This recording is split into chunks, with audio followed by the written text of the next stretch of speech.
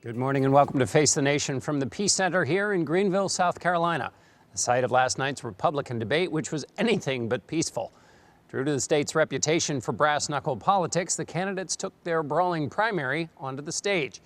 Donald Trump was on the offensive, attacking George W. Bush for the war in Iraq. Obviously, the war in Iraq was a big, fat mistake, all right? George Bush made a mistake. We can make mistakes, but that one was a beauty. We should have never been in Iraq. We have destabilized the Middle East. So you still think he should be impeached? I think it's my turn, isn't it? You do whatever you want. You call it whatever you want. I want to tell you, they lied. Okay. They said there were weapons of mass destruction. There were none, and they knew there were none. There were no weapons of mass destruction. All right.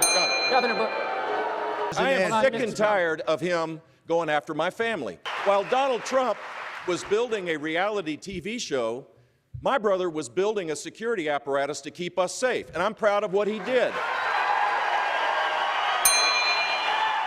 And he's had the gall to go after my World Trade mother. Center came He's down had the during your gall to brother's go after reign. my Remember mother. that.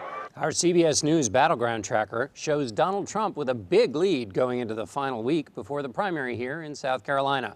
He's at 42%. Ted Cruz follows at 20%. Marco Rubio is at 15%. And among the rest of the field, John Kasich has 9% support. Jeb Bush and Ben Carson are tied at 6%. The poll was conducted before last night's debate. We sat down with Donald Trump last night immediately after the debate and asked him how it looked from his end. Well, it was interesting. I mean, they were shooting at me. Well, it was interesting. I mean, they were shooting at me because I'm leading by a lot, but I found it to be an amazing evening. I thought it was fascinating, actually. I actually liked it. As you know, they say I won many of the debates. I thought this might have been my best performance. The interesting thing is I was being hit from all sides. And I'm doing here, I'm there, but I think it was probably my best performance. Who knows? It seems, though, that in some of the things in your campaign, you've moderated a little. You seem to recognize the fact that people might be turned off by constant fighting. Oh, I in the do. campaign. I'd like to be. You know, hey, look, I went to an Ivy League school. I know how to behave. I can be so politically correct, you would be just bored to tears, John. But I fully understand that. But at the same time, when somebody comes at you with lies, I mean, a lot of lies out there. When you look at what Cruz did in Iowa with the voter, I don't know if you saw it, the voter violation, where they made up a fraudulent form, looked like it came to a government, demanding that people go out and vote for Cruz. When you look at stuff, or what he did to Ben Carson, I mean, they have to be called out. These are dishonest people. You mentioned that the World Trade Center came down during George W. Bush's presidency. Right. Are you blaming him for I'm that? not blaming him, although the CIA and other groups, but the CIA said there was a lot of information that something like that was going to happen. I'm not blaming anybody. It's a tragedy, a horrible tragedy, worse than our country's history, worse than Pearl Harbor, because you're talking about civilians, not the military, right? Thousands of people killed, a horror show. Now, could he have done something about it? His CIA knew about things happening. I mean, you could have said, but when Jeb gets up and says, we were safe under his brother, we weren't safe. First of all, his brother got us into the war in Iraq, which is one of the worst catastrophes ever. There were no weapons of mass destruction. The World Trade Center came down during his reign, so you can't say that we were safe under his reign when the World Trade Center comes down and the CIA said something like that was going to happen. George W. Bush is a pretty popular guy in South Carolina, and when you say that he lied, as you did, and you said that weapons weren't there, I mean, the intelligence... There were no weapons of mass destruction. But this is basically the Democratic Party line. I don't care. Look. I'm a businessman. I built a great company. I'm self-funding my campaign. All of the people in the audience, most of them were special interests. They were, I mean, it was all stacked for these people, which is fine. I mean, it's fine, but it's really not appropriate. But the people in the audience were lobbyists and special interest people. I don't have any of those people because I'm putting up my own money. I tell the truth, okay? There were no weapons of mass destruction. I'm not blaming anybody. I'm just saying he went in there, he thought there were weapons of mass destruction, maybe, or maybe he didn't, okay? But he thought there were weapons, and there weren't. So I'm telling the truth. But you said he lied. That's a little more well, than just he thought. But if he knew that there weren't weapons of mass destruction, and if he used that as an excuse to go in and try and make up for some sins for previous years, then it would be a lie. But I don't think, maybe that's true, and maybe it isn't true. Impeached. You wouldn't own that anymore. You had once said in 2008 you thought he should be impeached. Let me tell you something. The war in Iraq has been a disaster. It started the chain of events that leads now to the migration, maybe the destruction of Europe. He started the war in Iraq. Am I supposed to be a big fan? Now, I'm a Republican, I'm a conservative, so many lies are made. But you know, the truth is that we started the war in Iraq. We spent $2 trillion on that war. We lost thousands of lives. We have wounded warriors who I love all over the place. It shouldn't have started. We would have been so much better off if Bush and the rest of them went to the beach and didn't do anything. If you had Saddam Hussein, who's a bad guy and all of that, but he made a living off killing terrorists. Now, if you want to become a terrorist, you go to Iraq. That's like the Harvard of terrorism, okay? So, look, it was not a great job. Now, people can say he's popular. I don't know why he's popular.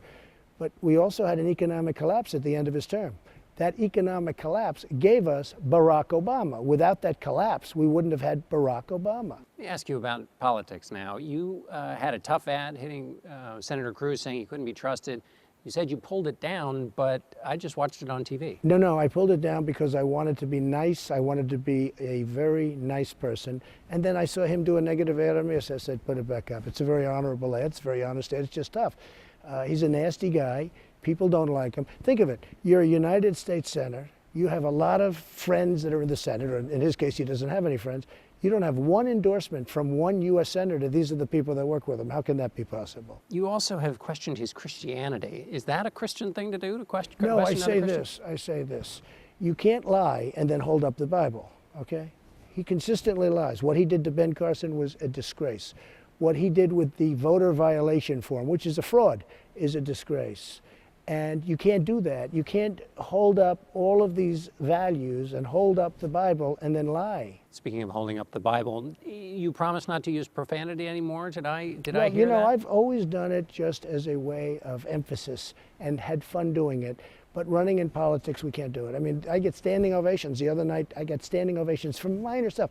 And a lot of times I don't use the word, John. You know, you had it bleeped out. I didn't use the word. I explained that tonight, I hope. You used a few other words. Yeah, but not big deal. You know, Jeb Bush goes on, and he said he's going to rip down his pants and moon everybody on the street.